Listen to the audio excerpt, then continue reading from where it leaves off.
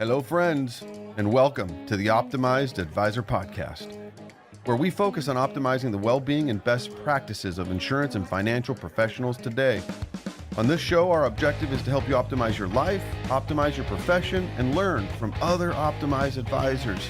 I'm your host, Scott Heinela. We hope you enjoy the show. Brad Shepard, welcome to the Optimized Advisor Podcast today. Thank you for taking the time to join us. Sincerely, I appreciate it. What is this month, by the way? What is significant about this month? Well, other than we all tend to enjoy sometimes well-cooked turkey, November is LTC Awareness Month. And a lot of times that gets confused with Long-Term Care Insurance Awareness Month, which is a slight pet peeve of mine. It's actually more just about long-term care planning and awareness here in the month of November every year. And so this month is all about giving thanks. We also are near our loved ones, in many cases, grandma, grandpa, those that are a little bit, elderly in age, maybe not operating as fast and quick and nimble as they once were. And it's a great time that I think we are reminiscent and reflective of that. We're all human, and at some point, we are going to need some assistance. So that's a lot of what we're talking about today.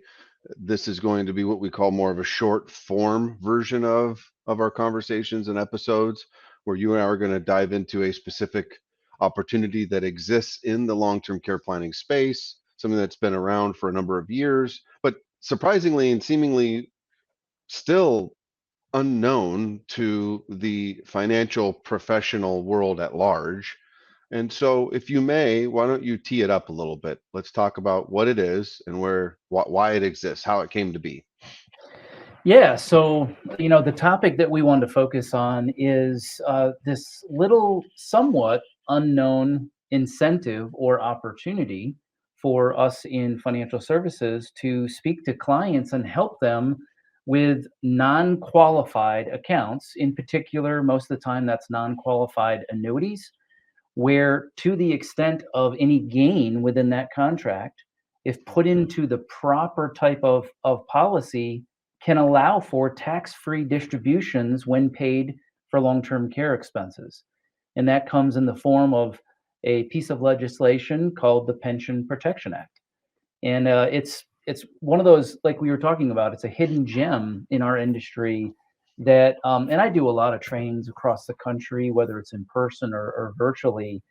And most of the time when we broach this topic, and at the end, I ask simply, did you hear about this before? Have you known about this before, to advisors and agents? And most of the time, the answer is no, I never knew about that before. So if you want to kind of use a line in this topic, it's tax deferred to tax free for long-term care expenses. So, the Pension Protection Act is the topic of today's discussion. It's interesting to me because you think about how many years has it been around? I think 2006. Yeah, so it became effective. Well, it was penned in 2006, became effective January 1st of 2010. Okay. Which is interesting because originally when it came out, what does the Pension Protection Act of 2006 have to do with 2010, which is when we kind of initiated the education on this topic. At that point, it certainly drew some interest and some attention, but still to this day, it's just this surprisingly unknown element in the annuity world or long-term care planning world that can provide significant benefit.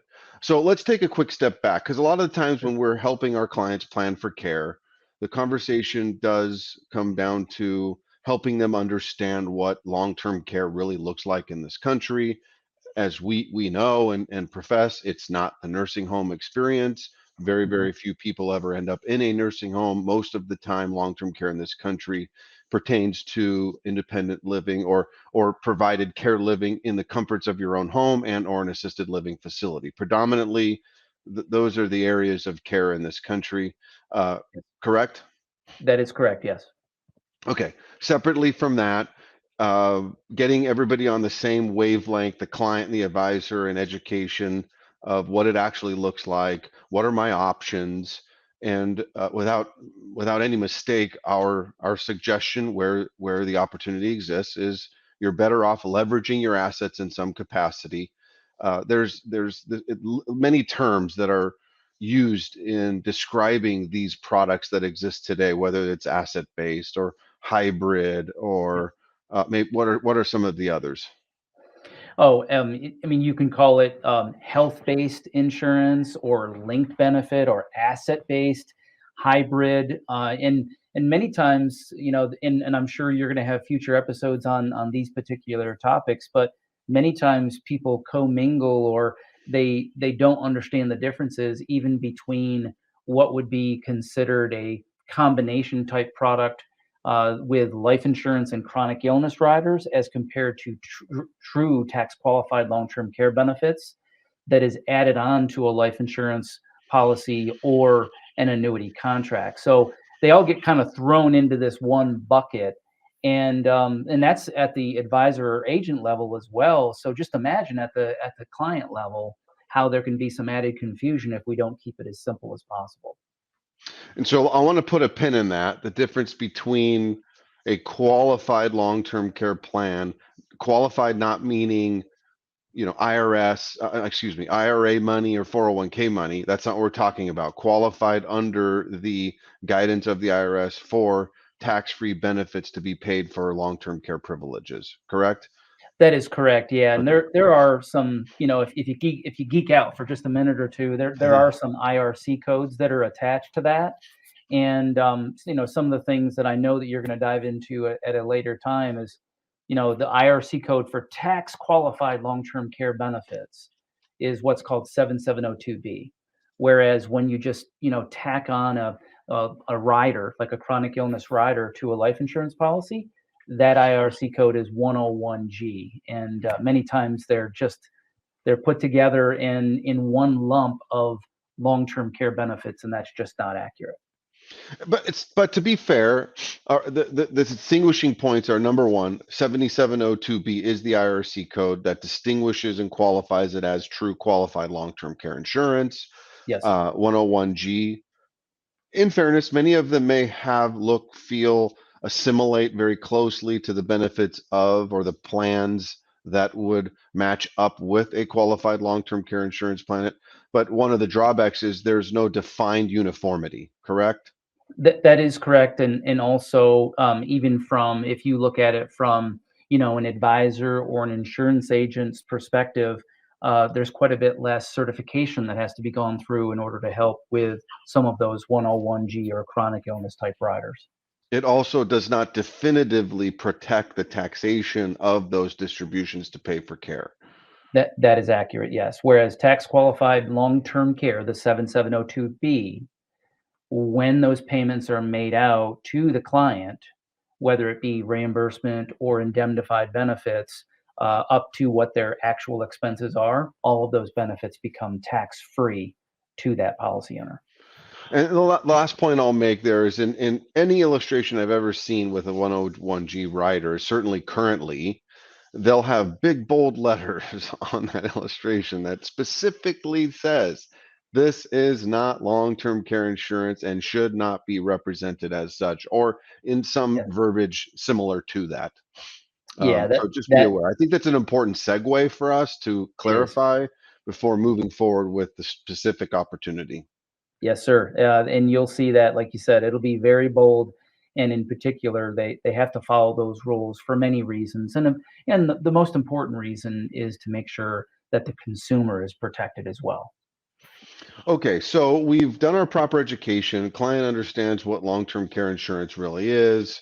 I'm Mhm. really trying to avoid the financial burden that this would impose upon my estate, my balance sheet per se. I'm also well aware of the unintended consequences of my loved ones, people I care most. So I'm just fast forwarding through conversations you and I have previously had.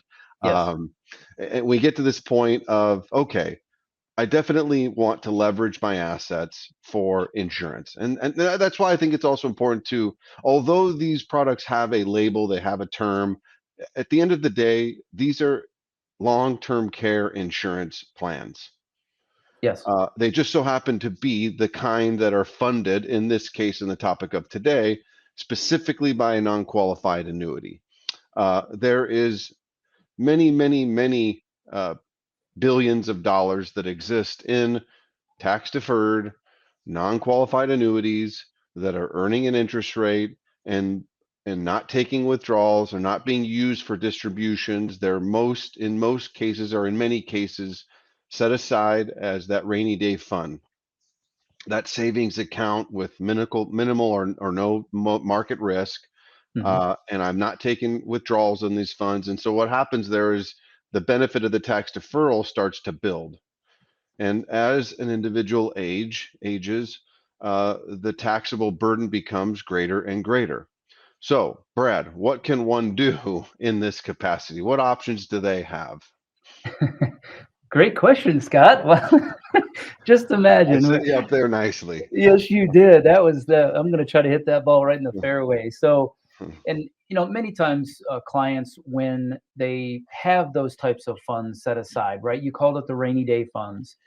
They need to be reminded that they are building those gains within the contract, and if they were to need care, right? One of the main questions that we always try to help with is, Mr. and Mrs. Jones, if you needed care, what asset would provide the income to pay for your care? And in many cases, in their mind, they have that rainy day fund, whether it be a CD in the bank, right? Whether it be a money market or that existing non-qualified annuity, they'll say, "Oh yeah, that's my first line of defense." And so what they forget, though, let me give you a perfect example. You have a client that, they get their statement from their annuity, and, maybe they funded it with $100,000 10, 15, 20 years ago, and they see the account value and it says 200,000, Scott. Well, what do you think they believe is in the annuity to pay for their care, if that's what they've earmarked in their mind? They Great believe question. they I'm so have. glad you asked. $200,000, of course, but why not? Why would it be anything else? And so and that's our opportunity, right? Is to help them and educate them that they really don't have the full 200,000 if, as we all know, with non-qualified accounts, upon those distributions, that comes out LIFO, right? Last in, first out. So they don't have the entirety of that account to pay for their care. And And the gain so on annuities are taxed how? So the gain on the annuity is going to be taxed as ordinary income, and that's going to come out first out of that. So let's say in my example, the $200,000 annuity, and they have, it's a perfect world, right? 100,000 of it's gain, 100,000 of it is basis. Well, what would come out first if they need 50,000 this year for care is the gain. And so they really don't have 50,000, which means they either have to erode that account more, right?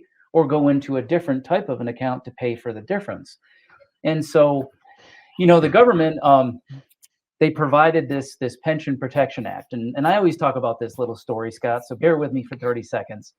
The government, like any piece of legislation, it's all about timing and when things get, approved and when the bill or the legislation becomes effective. So as we've already mentioned, this piece of legislation was penned in 2006, became effective January 1st of 2010, the Pension Protection Act. Well, it's this thick, 2,000 some pages of the PPA. We're going to use that acronym a lot now. And only a small portion of that addressed these non-qualified type of accounts. And so the government said, how can we incent people to protect themselves against, from a financial perspective, one of the biggest risks that they face personally, but even more important than that is that if you look at every single state level across our country, the number one or number two expenditure at every single state is Medicaid. So a way to then down the road help, minimize the pressures on Medicaid is to incentivize people to purchase their own type of long-term care protection. So what the government said was, all right, well, And I joke when I say this, but I guess I'm somewhat serious. Hi, I'm the government. I'm here to help, right? So when they come to the table and say, I'm here to help, we want to incent you, Mr. and Mrs. Jones, to consider your own long-term care protection. They allowed for any of the gain within a non-qualified annuity. So, the company that I represent, we have those non-qualified annuities that allow for, you could 1035 exchange money into that. And if the client, the policy owner, ever needs to use that annuity for their care, every part of the distribution that comes out is completely tax free. Now, I know we're going to geek out for just a couple of seconds in this next part of it. So please, if you're listening to this podcast, if you're listening to this, don't worry. You don't have to be a specialist. Call Nick, call the team there, and they're going to help you with all of this. But the government was But smart. hold on, you do want to pull over to the side of the road, turn Yes. off the car, be in complete silence, and just astutely listen, please. Yeah, that's Okay? right. So there Proceed, is some good sir. there is some detail to this, right? So the government isn't just, here to help, right? Here to give everybody big financial hugs. They were smart about this. So what they said was, we are going to somewhat change the rules upon distribution. Now, everything's going to be tax free, but instead of it being the normal LIFO, last in, first out, which are those gains that would come out first, they're going to flip it around so that what comes out first, if someone needs it for care, they're going to be the basis of that contract, which was never taxable to begin with. And then if the basis is used up, now we're into the gain. And that would be considered tax free. So the government is making a somewhat educated guess that not everyone is going to use up all of their basis and they're still going to get their tax revenue. Does that make sense, Scott? I am astutely following along. Of course, it makes sense to me. Well, what do you want to add to this that you've seen from your experience around some of these things? Do you ever have, let me pose a question to you, right? I mean, you're supposed to be the host and the moderator, but I'm going to turn the tables for just a second. Fair enough.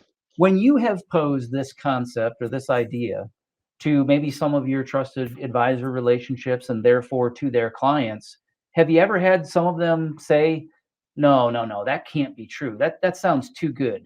I mean, that just, there's no way that we're going to get all of this out tax free. Have you ever heard that before? Once or twice, I certainly have. Once or twice.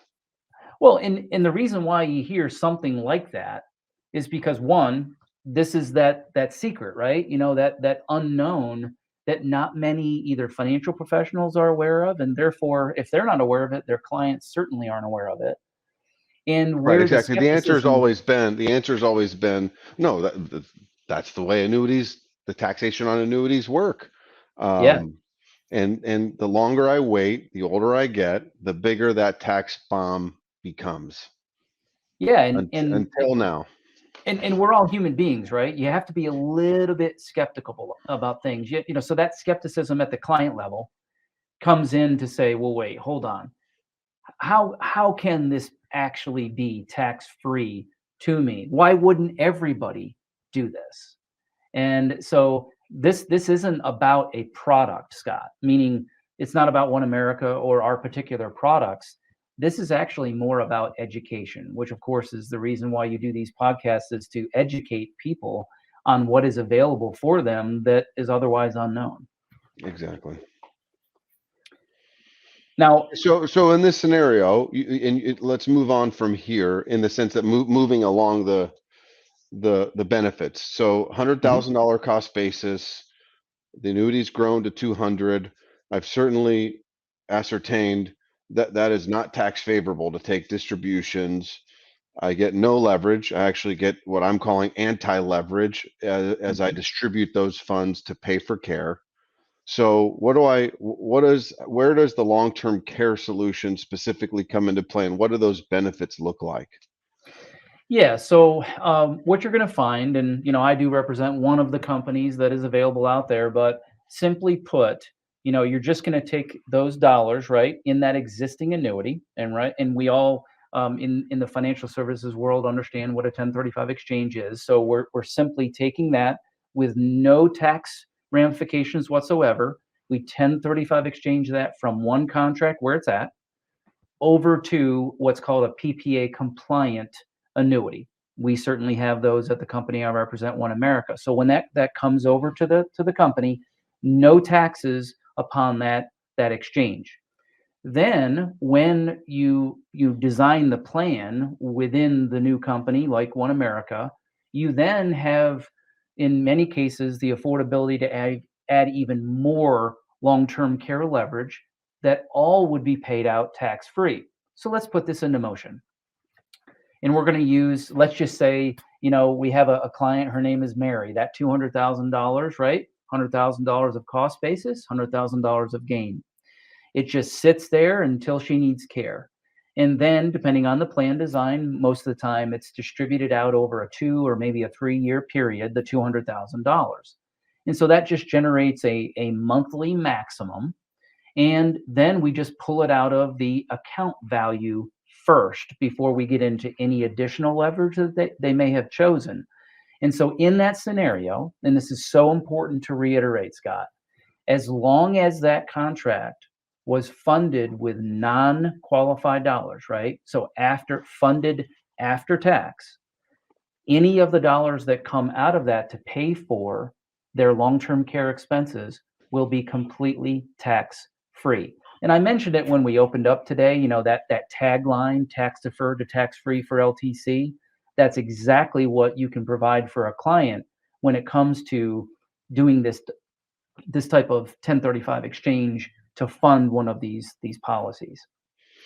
Now, I do believe that there's also the opportunity for further leverage. So in the case for Mary that we've been working with here, the $200,000 of a contract value or annuity value transfers over, in this case, to OneAmerica.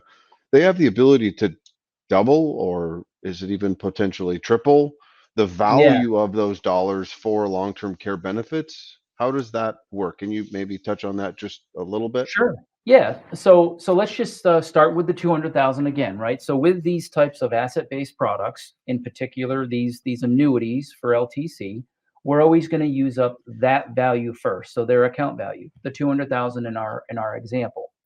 And then now this is upon plan design, right? So it's not when they file a claim, it's when you design the plan. You add an additional rider to that. Now, we just so happen to call that the continuation of benefits rider. And it really only has one purpose, and that is to pay for even more long-term care. So depending on the product and how it's set up, right, and also the appetite from the client for more premium, because it's not free, right? You can't have more leverage for free. You can have as little as an additional 2 times leverage. So in my example, the 200,000 could be $400,000, or 3 times leverage, so $600,000 in my example. And we could even go out all the way to an unlimited benefit. Now, that's not a commercial for OneAmerica.